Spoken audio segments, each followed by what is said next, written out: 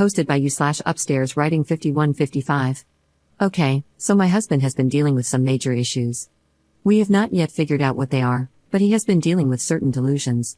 For example, it all started 6 months ago when he was convinced he had caught me cheating because he found a document saying so on my laptop. When I arrived home and he tried looking for it to show me, he obviously couldn't find it. He is going to therapy, but as of right now, we are technically separated and living in different rooms. It's just that this keeps happening. A certain insecurity eats away at my husband, and he becomes convinced that it's the truth. He either dreams proof, or he just convinces himself that anything is proof. I don't know what he does with the therapist, but I honestly don't see it getting better. Last week, he was mad at our daughter, 15F, because she didn't want him to drive her to prom and take pictures with her. When I asked her about it, she said that wasn't true. She had talked to her dad about what she would like to do when she graduates in 2 years. Her father just got really mad at the perceived slight. The problem is that he keeps talking to people about the issues. I was already wondering why so many mutual friends stopped responding to me, but apparently, they all think I am an awful human being and a terrible spouse.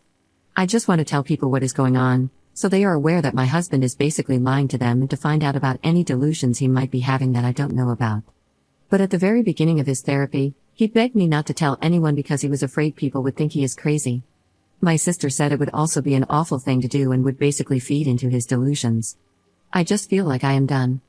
Would I be wrong if I were to tell everyone about his delusions? Edit. Obviously, I am not in the medical field, but I can't describe them as anything else, mainly because we have not done any of the things he has convinced himself of. For example, he was convinced our oldest daughter, 19F, was pregnant because she said no to sushi. She just wasn't in the mood for raw fish. But my husband became obsessed with the idea that our daughter was pregnant. He would go on full rants, saying, "How dare she? We gave her everything," etc. We already did a brain scan/MRI, and nothing was found. Also, no, we are not in the US. First update 5 months later. I thank everyone for their supportive words, especially those who have been through something similar. Thank you so much for sharing with me, it makes me feel less alone. Also, just because I've seen that many people haven't been able to read my first post, I want to clarify that I have tried everything, from getting him to see a real psychologist to attempting to have him committed. I've tried with his doctor, my mother-in-law, and my lawyer.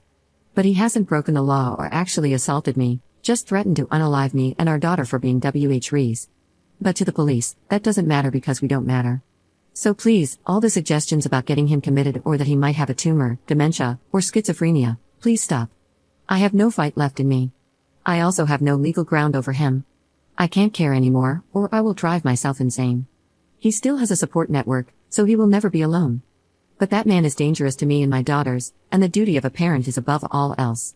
So again, please stop suggesting what he could have or what I should do regarding him, because that job is no longer mine. After I posted, things started to unravel quickly. About 5 months ago, when my husband's behavior first started escalating, I quietly consulted with a lawyer. At that time, his delusions had begun to affect our daily lives, and I knew I needed legal advice. The divorce process requires a period of legal separation before the divorce can be finalized. We initiated this process, and I requested full custody of our 15-year-old daughter, given her increasing fear of her father. The court was also concerned and ordered a psychological evaluation for my husband to assess his mental fitness for parenting.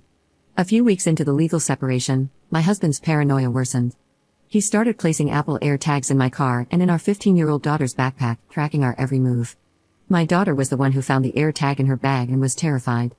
When I confronted him, he insisted it was for our safety, but it was clear to me that his paranoia was spiraling out of control. This incident deeply affected our daughter, who then began refusing to see her father. Around this time, my mother-in-law reached out to me. She was concerned because my husband had accused her of cheating on his father, something completely out of character for him. My father-in-law didn't believe it for a second but was deeply worried about his state of mind. Her reaching out was a small but much-needed relief.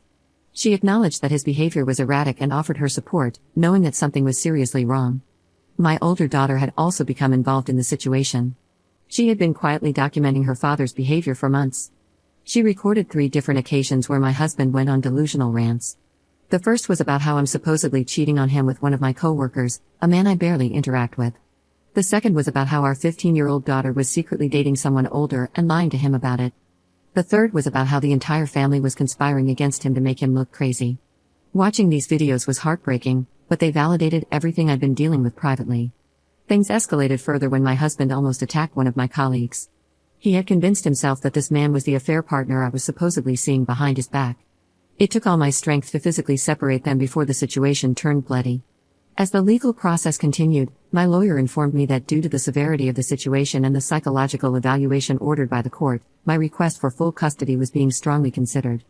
In Spain, courts typically prioritize the well-being of the child, and given my husband's mental state and the danger he posed, it seemed likely that I would be granted full custody of our 15-year-old daughter.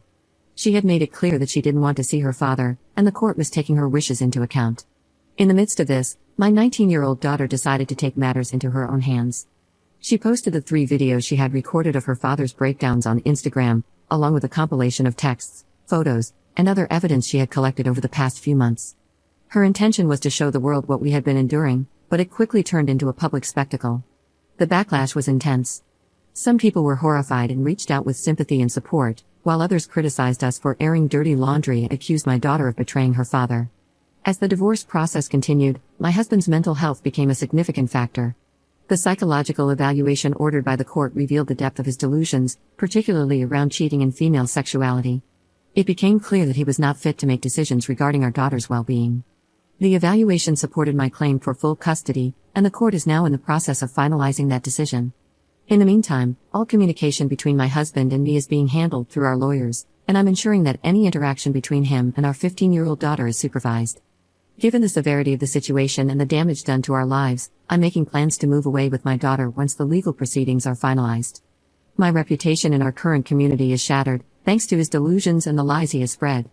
Starting fresh somewhere new seems like the only way for us to heal and rebuild our lives. I never wanted it to come to this.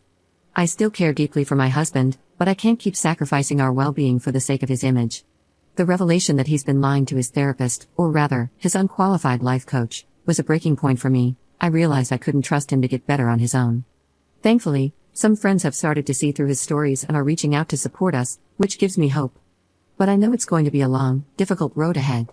For anyone else in a similar situation, please know that you're not alone.